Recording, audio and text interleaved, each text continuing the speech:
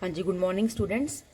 आपके बुक की illustration number 38 उसका जो 9th पॉइंट है, provide for managers commission at 10% on net profit after charging such commission. तो वो कह रही है मैनेजर कमीशन प्रोवाइड करो अपनी बुक्स में, उसकी एंट्री करो 10% के हिसाब से, और 10% उस नेट प्रॉफिट का करो जो नेट प्रॉफिट की आफ्टर चार्जिंग कमीशन हो।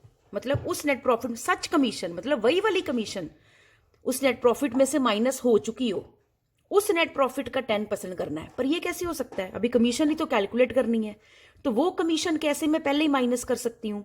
तो प्रॉफिट तो आपको बिफोर वाला ही लेना पड़ेगा। तो अब मैं क्या करूंगी, रेट को 10/110 कर दूंगी। देखो एक बात याद रखना, जब आपको कमीशन कैलकुलेट करने को कही हो और वो नेट प्रॉफिट लेने को कहा हो जिस नेट प्रॉफिट में से वही वाली कमीशन माइनस हो चुकी हो, पर मतलब जो आपको नेट प्रॉफिट लेने को कहा गया है, ठीक है, वो जो चीज आप कैलकुलेट कर रहे हो उसमें से कोई ऐसी चीज नेट प्रॉफिट वो वाला लेने को कहा है कि जिस नेट प्रॉफिट में से कोई ऐसी चीज माइनस करने को कही है जो चीज का अमाउंट आपको पता ही नहीं।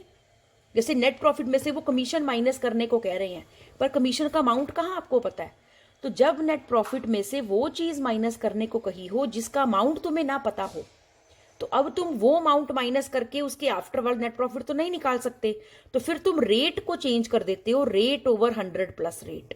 अब कैसे करेंगे इस सम को? देखो, ये trading account P and L account तो आप बना लोगे, ठीक है। ये वाला अकाउंट बनाने के बाद उसके बाद जो आपकी ये पी एंड एल अकाउंट की क्रेडिट साइड है, ये आपने सारी प्लस की, ठीक, 34482 ये इसका टोटल आया। अब इसमें से आपने ये पी एंड एल अकाउंट के डेबिट साइड पर जितनी भी आइटम्स हैं ये सारी आपने पोस्ट कर दी 740 तक। ये तो आपको सम में गिवन होनी है सारी, यहां तक आपने सारी पोस्ट कर दी। अब ये सारी पोस्ट करने के बाद आपने क्या करना है, 34482 में से 740 तक, क्योंकि ये दो अमाउंट नहीं ना अभी आपको पता, 740 तक आपने सारा माइनस कर दिया, ठीक है। यहां तक आपने सारा पी एंड एल अकाउंट में से ये साइड माइनस कर दी। ये आपका जो आंसर आता है वो आता है 8822, क्योंकि अभी कमीशन आपको नहीं पता, नेट प्रॉफिट नहीं पता। तो इस साइड में से 740 तक माइनस किया तो 8822 आया, ठीक। तो उसका 10/110 किया, उसका 10/110 हमने जब किया तो ये आपका आंसर आया 802 कमीशन, मैनेजर कमीशन। तो ये 802 हमने यहां लिखा, बाकी नेट प्रॉफिट, बैलेंसिंग फिगर। और यही 802 देखो आपकी बैलेंस शीट की लायबिलिटी साइड पर भी है, आउटस्टैंडिंग।